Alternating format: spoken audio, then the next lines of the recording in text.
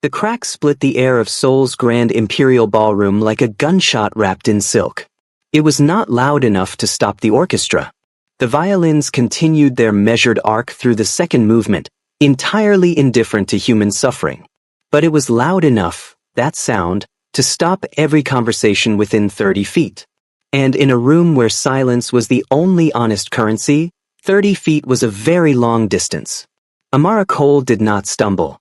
She stood perfectly still, her deep warm brown skin carrying the bloom of a fresh handprint, her eyes fixed on the man who had just decided, in front of 200 of Seoul's most powerful people, that she was still the same woman he had broken 4 years ago.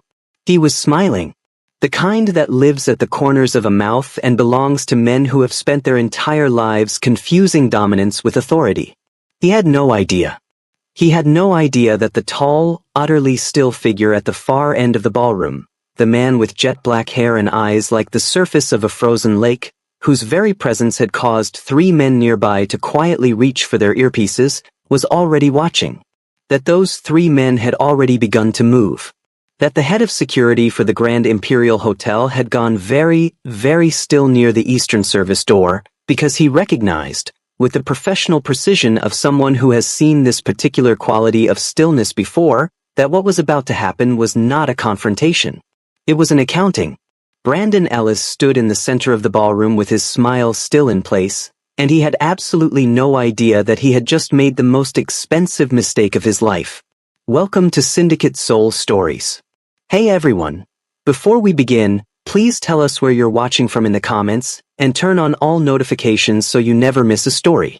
Your support is what keeps these stories alive. Let's go back to the beginning. Before the ballroom, before Seoul, before the woman in black with the crest at her throat. Let's understand who Amara Cole was before anyone tried to make her small, and who she became when they failed. Before Brandon Ellis, there was a woman who had decided quietly and thoroughly to redesign a world not built with her in mind. Amara Cole was born in Atlanta, the second daughter of a woman who cleaned office buildings at night and a father who repaired small appliances and believed, with uncomplicated faith, that intelligence applied with discipline produced outcomes. He required the same of his daughters. And he was right enough of it that Amara attended university on a full merit scholarship, studied international economics, and graduated in the top 8% of her class. She had plans. Not vague ambitions, plans. The specific, annotated kind that a certain quality of mind generates naturally. Plans that mapped second and third pathways. That understood, even at 22, that the difference between a goal and a wish is a timeline and a person willing to maintain it. She had planned to complete her master's degree in Washington. 3 years in international development. A pivot to the private sector at 30. Singapore or Hong Kong by 31. She had a timeline. She had annotated it. She had not planned for Brandon Ellis. He arrived in the particular way that life's largest disruptions always arrive. Not with sirens, not with warning, but with charm. Handsome in the manner of men who have been told so since childhood. Socially gifted. Funny in crowds. Precise in private, with the quality of focused attention that reads as devotion until the moment it stops. Amara was 26 years old. She was brilliant and disciplined and had spent her entire adult life being the most precise person in every room she entered. She was not precise about Brandon Ellis. She married him at 27 in a ceremony paid for by his family, a production she had not chosen, attended primarily by his network, with her family seated in their designated half of the room with the careful, proud grace of people who understand they are guests in a world that does not entirely belong to them. She noticed. She filed it.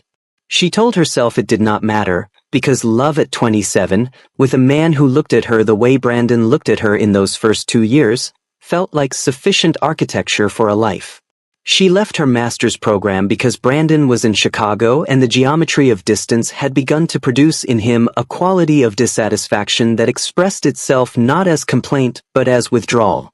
His method was to make the alternative feel unreasonable, to allow a silence to accumulate until the path of least resistance pointed in his direction. She chose Chicago. She told herself it was temporary. It was the first choice she could not take back. There were others. The job offer she declined because it required travel, and travel had become, quietly and without formal announcement, inadvisable. The friendships she allowed to thin because his social world was large and consuming, and she had poured herself into it with the same energy she had previously invested in her own trajectory. The morning she stood in the bathroom of a house she did not appear on the deed of and could not account for who she was outside of that address, that man's name. She did not say this aloud. Named, it becomes something that demands action. Unnamed, it can be lived alongside. She lived alongside it for another year. Brandon Ellis called her into his home office on a Wednesday morning in March. She would remember it was Wednesday because she had written a reminder to call the university about reactivating her deferred enrollment. The sticky note was still on the kitchen counter when she walked past it. She never made the call from that apartment. He let 11 seconds pass before placing his document down and looking at her with the prepared expression of a man delivering a scene he had rehearsed. He told her the marriage was over. Not that he was ending it. Grammatically, he framed it as a fact that had arrived from outside both of them, as though marriages were entities capable of making their own decisions. He slid a settlement agreement across the desk. An amount so slight, relative to what the marriage had cost her in years and earning potential and the compound interest of 3 years of foregone choices, as to constitute a second injury dressed in the clothing of a gesture. She read it. She put it down. "No," she said. "The prenup will hold," he said. "My attorneys are confident." They were right. She had signed it at 26, young, in love, with questions she had not thought to ask. She signed the document.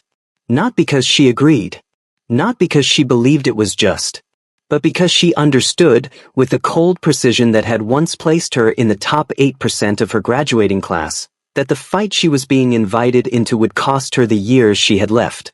She had already given him enough. She left on a Saturday. 1 suitcase. Clothes, documents, a hard drive, 3 books she had been meaning to finish. She closed the door without standing in the doorway to look back. Doorway pauses are for people who are uncertain. She withdrew $17 from the joint account. She had her own account, but it held almost nothing, and she had not understood until she stood at the ATM in the rain how completely her financial life had been absorbed into his, and took a rideshare to a hotel that cost $64 a night. She lay on the bed in her coat and looked at the ceiling. She did not cry. Grief has seasons, and this was not yet the season for grief. Grief comes after the building is done. The building had not yet begun.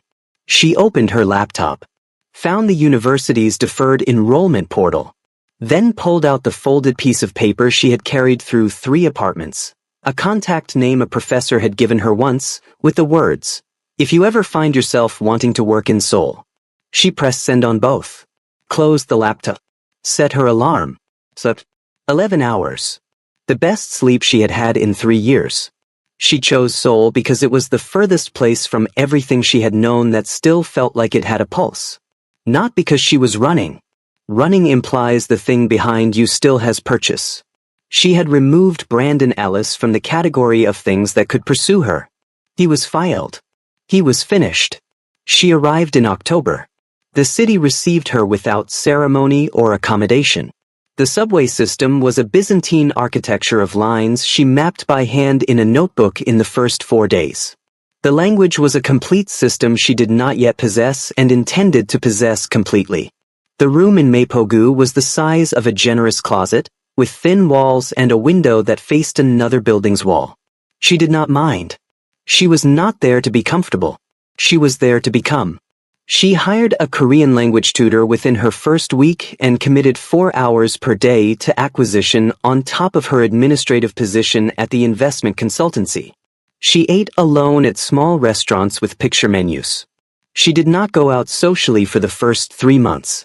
She used her weekends to complete the final credit of her deferred master's program. The confirmation email arrived on a Tuesday morning. She read it once, forwarded it for records, then opened the internal job board. She was not celebrating. She was recalibrating. The investment consultancy was a firm of 11 people, anchored by two Korean-American founding partners with the dual fluency of people who belong completely to neither world and have learned to leverage that as a structural advantage in both. She was hired for administrative coordination, the kind of work that requires someone organized and reliable. It did not require the mind she brought to it. Within 4 months, a founding partner had noticed the annotations she made in the margins of a client brief given to her for filing. Dense, specific, flagging 3 errors in the market projection section that would have cost the firm considerable credibility. He handed her the next brief and watched. She annotated that one too. By the end of her first year, she had moved from administrative to analytical support. By month 18, she was leading a regional expansion assessment previously handled by one of the partners himself. 42nd floor. Han River view on clear mornings. A business card. She kept her parents' photograph on the desk. Her father, who had believed with uncomplicated conviction that effort and intelligence produced outcomes. He had been right. He had simply not known the path would route through a hotel ceiling in Chicago before arriving at the 42nd floor of a tower in Seoul. Everyone in Seoul's financial district knew the name. Not because he invited attention. Choi Sung-jin was constitutionally, almost philosophically, allergic to it. He had declined, in the preceding year alone, 7 profile requests from the major Korean business publications. Not postponed. Declined, in a manner no one could precisely articulate. The requests simply stopped arriving. His absence from a room was louder than most men's presence in one. He was 36 years old, the only son of a family whose history in Seoul predated the war, whose interests had survived occupation, conflict, and every economic correction since, and who had therefore developed the particular institutional patience that separates old power from new money. Old power does not rush. It does not announce. It simply endures, and endurance over a long enough timeline becomes indistinguishable from inevitability. The Choi Capital Group appeared in public filings as a diversified holding company, real estate, logistics, private equity, hospitality. The filings were accurate. They were also incomplete in the way that all accurate accounts of complex things are incomplete. They described the surface of the water without reference to what moved beneath it. What moved beneath it was the Choi Syndicate. Not an organization with a name or registered hierarchy. A network of obligations, favors given and owed across 20 years, extending through corridors with no paperwork, rooms with no cameras. The kind of power that exists in the space between what law covers and what it cannot reach. He had inherited it at 28 and expanded it with the patience of a man for whom growth is not the goal. Permanences. He was, by every careful account, the most dangerous man in Seoul. Not because violence was his first language, though it was available to him with a proximity most people could not comprehend, but because he was precise. He was patient. He remembered everything. He never had unguarded afternoons.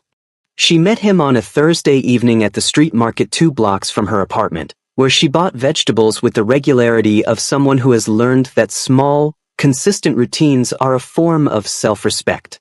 She heard the commotion before she saw it. A raised voice, something hitting concrete, and then a silence with a quality that street markets do not naturally produce. The quality of held breath. The crowd had formed in the shape of all crowds that gather around violence. Circular, positioned at the perimeter of involvement that maximizes visibility and minimizes personal risk. Then she saw the vendor. An elderly man, perhaps 70, behind a stall selling persimmons and dried anchovies. Very still, in the way of people who have identified stillness as their safest available option. 3 men surrounded him. Suits wrong for a street market, expensive, belonging to a world with different operating rules. One was speaking. She caught the register before she caught the words. Threat sounds identical in every language. Amara Cole walked through the circle. She found herself on the other side of the perimeter, standing between the old man and the 3 men, feet planted at the distance her body had calculated, close enough to be credible, far enough to be manageable. She looked at the man speaking and said, in the precise Korean she had spent 14 months constructing, "I think you should leave." He tried to locate the correct category for what he was seeing. Then the man raised his hand and stopped. Not because of Amara. Because of what arrived behind her. A change in the atmospheric pressure of the space. A quality of stillness with a direction and a weight that pressed against the back of her neck. She watched it register in the faces of the three men. Recognition. Calculation. Retreat. They left. She turned. Choi Sung-jin stood 3 feet behind her. Dark suit, no tie. Angular, controlled, arranged in an expression of complete neutrality that was, somehow, more communicative than most people's full emotional range. He looked at her in silence. Then, "Are you hurt?" "No," she said. He nodded, confirming something he had already assessed, and moved past her to the vendor. She stood in the space he had moved through and understood, without being able to articulate it, that something had shifted in the structure of her life. Not dramatically. Not yet. But shifted below the surface, in ways that only become visible when you look at what has been built on top of them. What grew between them did not announce itself. Choi Sung-jin was not a man who announced things. He decided them, quietly, with the complete conviction of someone who has never required outside confirmation, and arranged circumstances around the decision accordingly. He had decided, within 6 days, that Amara Cole was someone he intended to know. He did not send flowers. He did not call immediately. What he did was more characteristic. A single phone call to a contact at the consultancy's largest client, mentioning that their mid-level analytical capacity was strong and might benefit from direct engagement. 3 days later, a client request arrived, assigning a specific analyst to lead the collaboration. Amara Cole's name appeared on the assignment sheet as a result of one phone call she would never know about. The work placed her in a building where he had legitimate reason to be present. And in the elevator corridor after a Wednesday afternoon meeting, he was standing with the quality of a man who has made waiting appear accidental. "Mr. Lee at the market?" he said, as if conversations simply began this way. "Is he well?" "He is. He asked me to thank you. He doesn't owe me anything." "No," Sung-jin agreed. "But he wanted to." Books began arriving at her apartment the following week. One at a time. No card, no inscription. The first was a history of Korean economic development she had mentioned wanting to read, mentioned once, in passing, at the street market, while he was attending to Mr. Lee. She had not thought he was listening. She was wrong. She was not unaware of what was happening.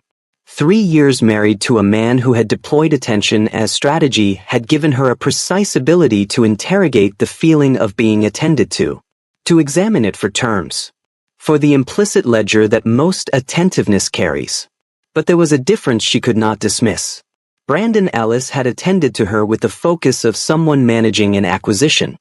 His attention always contained an unspoken accounting, what he had given and what was therefore owed. Choi Sung-jin's attention had no visible terms. She called the number that had appeared in her phone and said, "You are having me watched." "Protected," he said. "The word is protected.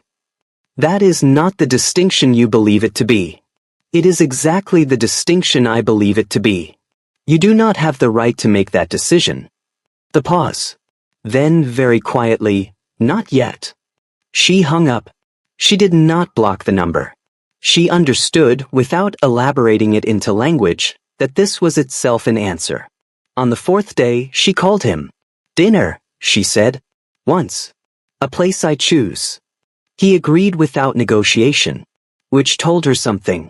She chose the small restaurant in Itaewon where she had been eating alone since her 3rd week in Seoul, terrain that was hers, not his. He arrived on time. He answered every question directly, without the performance of vulnerability that men deploy when they want women to confuse openness with honesty. At the end of the meal, she asked what he wanted from her. He told her the truth. 11 words. Quietly, without decoration. She sat with those 11 words for 3 days. Then she called him. And Choi Sung-jin, who had not waited for anything or anyone in longer than he could precisely remember, waited. The Seoul International Humanitarian Gala was the event of the spring season, an annual gathering of the city's financial, diplomatic, and cultural elite, attended by people whose names appeared in newspapers in ways that were always carefully managed and never entirely accurate. Amara had attended once before, as a plus one. She had stood at the edge of every room and watched how power moved through a space, who it stopped to acknowledge, who it passed without breaking stride. She attended now as Choi Sung-jin's guest. She wore black. Not because she was performing anything, but because black was armor she had learned to trust. Armor that asked nothing of the body inside it and returned structure and quiet dignity. The gown was off-shoulder, precisely constructed, made for her by a designer she now associated permanently with the category of things in her life that no one had chosen on her behalf. Her hair was natural, pulled back at the crown, the way she wore it when she needed to feel most like herself in rooms not designed for her. She wore no jewelry except the piece Sung-jin had placed in her hand in the car, without ceremony or preamble. A thin platinum chain. A pendant, the Choi family crest. Old enough to carry weight in rooms that understood the history of old things. She looked at it. Then at him. He said nothing, simply looked back with the quality of a man who has already made peace with a decision regardless of how it resolves. She put it on. They entered the ballroom at 8:47, and the temperature in the room changed. It was 40 minutes into the evening when Brandon Ellis came through the east entrance and stopped. He had come to Seoul 6 weeks earlier on a real estate acquisition. He attended the gala because he was the kind of man who attended things he was invited to, particularly when they contained people who could extend the value of a city visit. He had a champagne glass in one hand and a conversation half completed when he looked across the ballroom and saw her. It took him 3 full seconds to understand what he was seeing. She was surrounded by people who clearly knew her name and regarded her presence as entirely natural. Her posture was what stopped him first, open, at ease, completely inhabiting the space she occupied rather than occupying it on permission. He had last seen her carry herself that way in the first year of their marriage, before the accumulating weight of small corrections had begun to compound into something structural. He had believed those corrections were permanent. He had believed, in the clean way that certain men believe things about women they have discarded, that what he had left in Chicago was a fixed point. A woman at a particular level, in a particular category, in a particular relationship to the world that had been partially defined by her relationship to him. What was standing across the ballroom in black, with that crest at her throat, was not a fixed point. He crossed the room, which was the first of several decisions he would spend a very long time regretting. She saw him coming from 12 feet away. She did not move. She did not turn toward Sung-jin, 2 feet to her left. She did not alter the arrangement of her face, which had developed over 2 years in Seoul, the particular composure of a woman who has stopped performing equanimity for other people's comfort and has simply arrived at it. Amara. He said her name with the inflection of a man who considers the name his to use however he chooses. Brandon. She said his the way one says the name of something that has been returned to its correct category. Not hostile. Not warm. Correctly shelved. The minister's wife excused herself, possessing, with 30 years of navigating exactly these moments, an accurate reading of what had just changed. He looked at the gown, at the room, at the ease with which she occupied it. Something moved through his face. "You look different," he said. "Yes," she said. She offered nothing beyond that. No elaboration. No invitation for his opinion on the difference. The silence was his to fill. He filled it with himself. "I heard you'd relocated to Seoul. Good for you. The city can be generous to people who work hard." "It was generous to me," she said simply. He waited.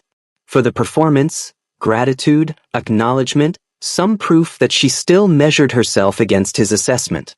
She gave him none of it. She looked at him the way one looks at something that no longer holds any power over the direction of your life. Not with contempt. Contempt requires energy he was no longer worth. Simply nothing. Nothing was the one thing he did not know how to answer. His eyes dropped to the pendant at her throat. In the looking, something transformed in his expression. Not jealousy. Jealousy requires the acknowledgement of loss. and he had believed until 60 seconds ago that there was nothing here worth losing. What moved through his face was older and more corrosive. The recognition that he had been wrong. Men who have never been required to be wrong do not receive it with grace.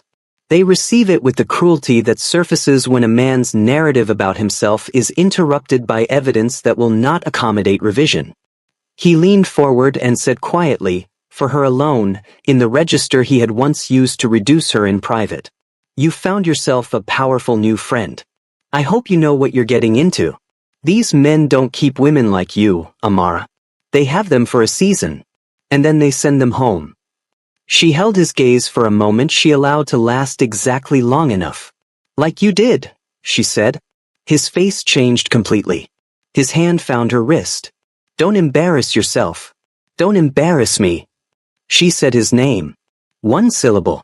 A warning. And then he struck her. The sound was small relative to the dimensions of the room. The stillness that followed was enormous. And then, measured, unhurried, the sound of dress shoes crossing marble at the pace of a man approaching not a confrontation but a conclusion already reached. Choi Sung-jin stood 4 feet behind Brandon Ellis. He had not rushed. Urgency is the posture of people who are uncertain of the outcome.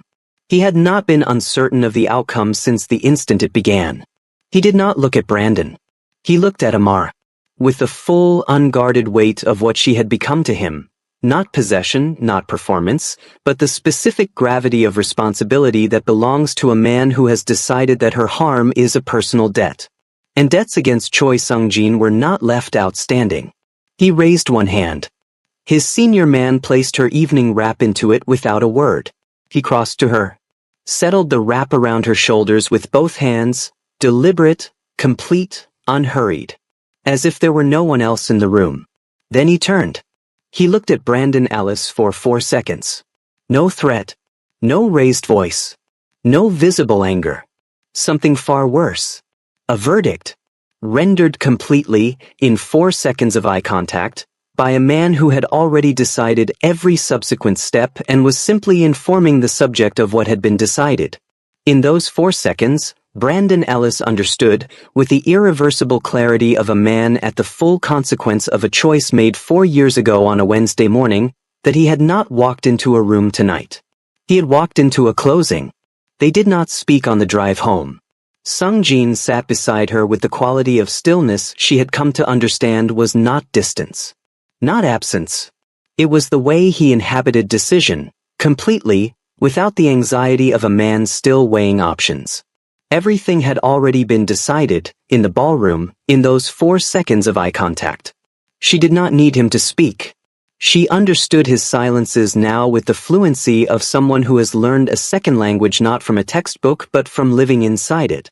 Outside, Seoul moved past in its midnight configuration, the Han River lit from beneath, the towers blazing against the dark, the city doing what great cities do at midnight, continuing, without pause, without sentimentality, without any acknowledgement that any individual human drama has occurred. What Brandon Ellis did not know, as his own car moved through the same city 40 minutes later, was that the first call had already been made. Before she and Sung-jin reached the ballroom exit. 40 seconds of conversation with the administrative precision of a door being locked from the outside. By the time he reached his hotel room, the email from his joint venture partner requesting urgent conversation had already been retracted. Not postponed. Retracted. The distinction was everything. The municipal permits his entire Seoul acquisition rested on had been placed under administrative review effective that evening. No formal timeline. No formal appeal process.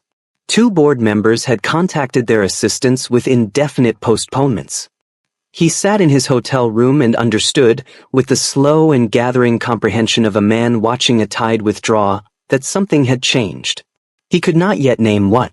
He would learn. Choi Sung-jin did not operate in the register of rage. Rage is for men who have something to prove. He had nothing to prove.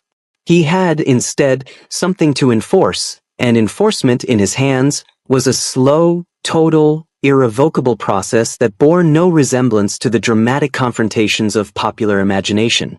Real power does not shout. It does not threaten in public. It simply adjusts the terrain. Over the weeks that followed, Brandon Ellis began to understand what it felt like to exist in a city that had quietly, comprehensively, and without a single dramatic announcement, reclassified him. His joint venture partners' communications remained polite.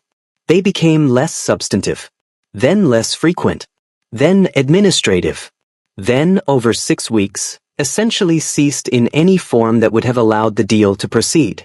His connections, the municipal relationships, the legal networks that had made the sole acquisition viable, developed what could only be described as friction. Meetings that confirmed and moved. Calls returned briefly and inconclusively.